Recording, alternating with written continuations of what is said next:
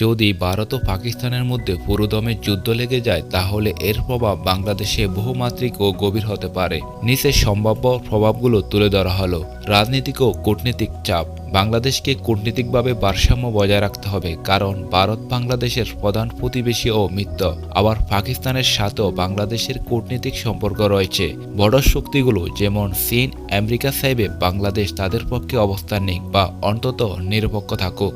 সীমান্তে ভারতীয় সেনা মোতায়েনের কারণে ভারতের পূর্ব সীমান্তের নজর কমে যেতে পারে। এতে সীমান্ত অপরাধ বা অনুপ্রবেশ বাড়তে পারে।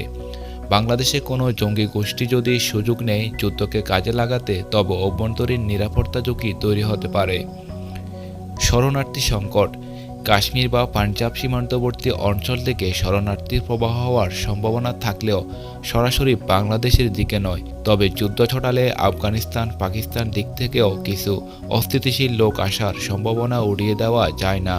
অর্থনৈতিক প্রভাব। যুদ্ধের কারণে ভারতের বন্ধ রেল ও পণ্য সরবরাহে সমস্যা হলে বাংলাদেশও প্রভাবিত হবে, বিশেষ করে যেসব পণ্য ভারতের উপর নির্ভরশীল, জ্বালানি, কাঁচামাল ইত্যাদি। দক্ষিণ এশিয়ার অর্থনৈতিক স্থিতিশীলতা নষ্ট হবে। এতে বিনিয়োগ ও রপ্তানি ব্যাহত হতে পারে। মানবিক ও পরিবেশগত প্রভাব। যদি পারমাণবিক অস্ত্র ব্যবহৃত হয়, তার রেডিয়েশন ও পরিবেশ দূষণ বাংলাদেশের পশ্চিম অংশে ছড়িয়ে যেতে পারে, বিশেষত রাজশাহী ও খুলনা অঞ্চলে।